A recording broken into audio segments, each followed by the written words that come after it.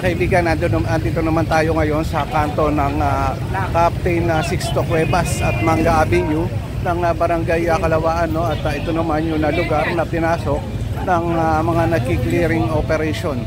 Ayan, yung mga motor dito ay kanilang ang mga nakikita natin natitikitan na. Ito, tinitikitan yung mga illegally parked na motor dito, at yung mga obstruction ay tinatanggal din ng team ng Action Line. Nandun sa bandang dulo si Mr. Bong De Leon, ang hepe ng Action Line Division. Napuntahan nga natin. Mandato din talaga ng office ng Action Line Division ng clearing operation, katuwang ang TPMO. Kahit yung mga inner street, yung in case of emergency, kasi nagiging ugali na ng ating mga kababayan Pasigueño na mag-do for parking kabilaan. Minsan nangyayari sa gabi, nagkakaroon ng mga emergency, hindi makapasok yung mga emergency vehicles, katulad ng mga fire trucks, tsaka yung mga ambulance. Hindi natin nahayaan na mangyari yun. Hanggat maaari, at nandito yung ating katuwang na MMDA, kaya andito rin po ang lokal na pamahalaan ng Pasig, tumutulong, nag-assist. Kung ang inner street po ay hindi sinasabing sakop ng MMDA, kami po ng PPMO, andito po kami, ang Peace and Order Department po ng lungsod ng Pasig. Lahat po yan, aalisin natin katuwang ang ating MMDA, at kung hindi nila aalisin yan, voluntaryo, kami po ang magtatanggal yan. Yung gate, ito at hawak nga ni Mr. Bong De Leon. Napansin nyo na rin na nakalawit dito mismo sa kalsada. Yan.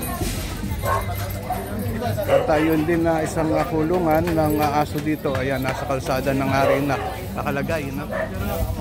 Ngayon, tinatanggal na ng team ng Action Line itong mga obstruction na nakikita natin dito.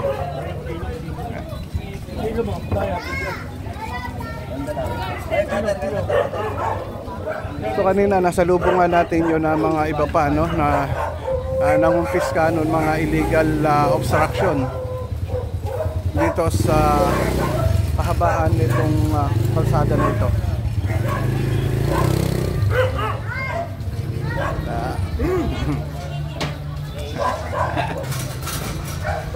Ayan, nakita natin kinumpiska na nga itong isang pinaka-gate nila.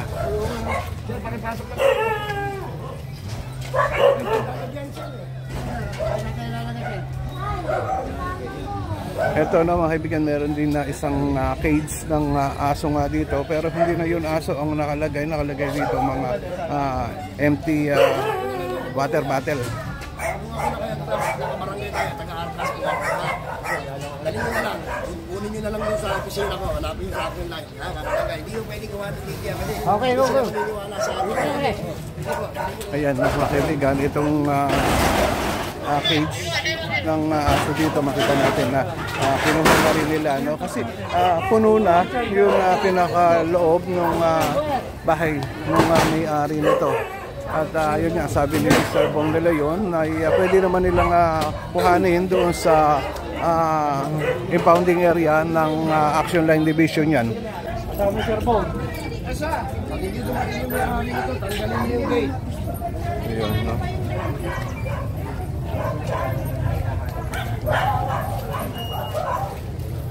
Mike, Wason, mga kaibigan, kung mapapansin nyo, itong isang garahe dito, ayan, nakausli na talaga sa kalsada yung sasakyan niya, at itong gate ay talagang hindi na rin halos maisara.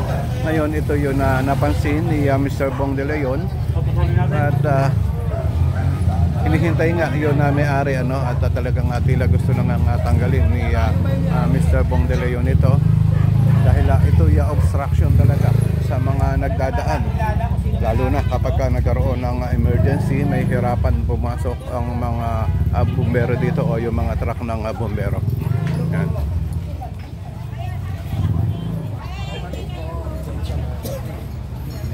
Ito nga si Sir Bong, at hinihintay-hintay yun na may-ari. Yan.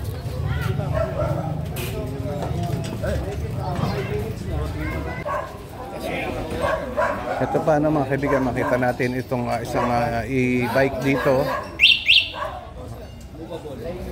naalisin na nga yan at ay papasok na dito sa mismong garahe ng bahay na ito, no? Dahil yan ay isa rin na obstruction dito sa banda rito. Makita natin may mga nakatambak pang mga kahoy. Talaga nasa kalsada na, hindi lang sa sidewalk. So yun gate nga dito, tinanggal na nga nila yun na pinaka-den, ginamitan ng bolt cutter. At siguro baka tanggalin na rin nila itong pinaka-gate na ito dahil obstruction nga dito sa lugar na ito. Yan. Ito yun na sinasagawang clearing operation dito sa Barangay Kalawaan sa mga oras na ito. Ito yun na nakalawit na pinakapasibe o bubong na maliit dito sa harap ay sumakop na nga yan sa kalsada, kaya kanilang mga tinanggal na.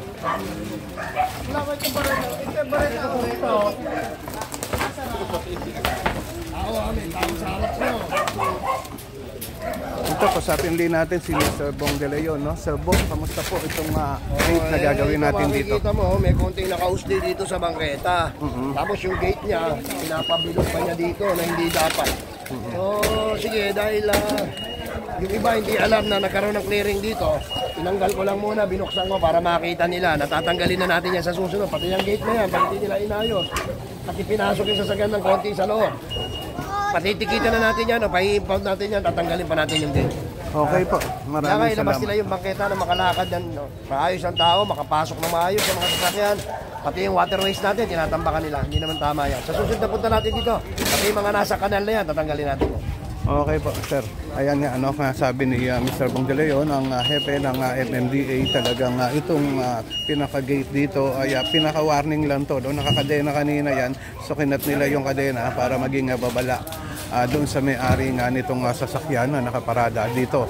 Dahil ito kung mapapansin nyo, talaga naman na obstruction at umusli na nga yan dito sa pinaka-kalsada. Ayan. Itong ito yun na waterway, so imbornal, no? At yan nasasakop na rin yung mga taga rito, no? Yun gate nga nila ay mga nag-uslian na. Yan.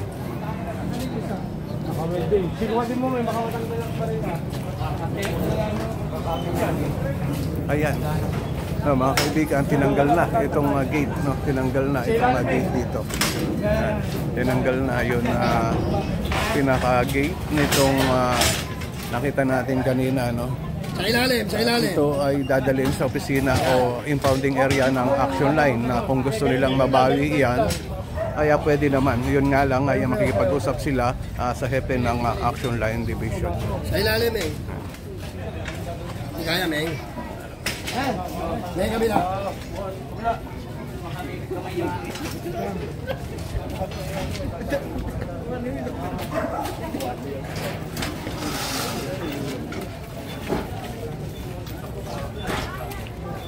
Ulit ka mga kaibigan, nandito tayo sa Mangga Avenue, Barangay Kalawaan, kung saan dito nga nag-conduct ng clearing operation ang team ng MMDA at ng Action Line.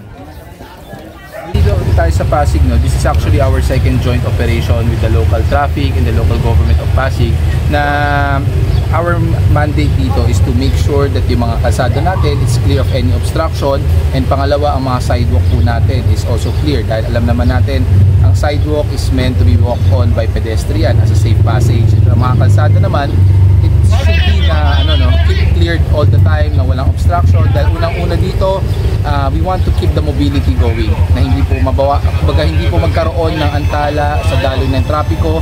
And pangalawa is yung goal po natin na just in case lang po na magkaroon ng aberya, magkaroon po ng emergency, meron po maayos na madadaanan ng ating mga rescue vehicles.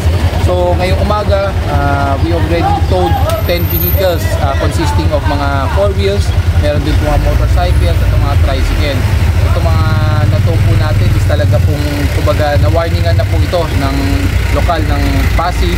However, it seems like gusto nila talagang hindi sila naniniwala sa ating operasyon. Hindi sila naniniwala sa ating mandato na we want to make things clear talaga sa kanila na ang mga sa kalsada dapat po hindi ito na-obstruct. And we are very thankful along with the local government of Pasig na we are having a collaborative effort para po ma-execute itong ating mandato of making sure the roads are safe and clear para sa ating mga kapwa motorista at ating mga kapwa kababayan na naglalakad po sa ating mga pedestrian.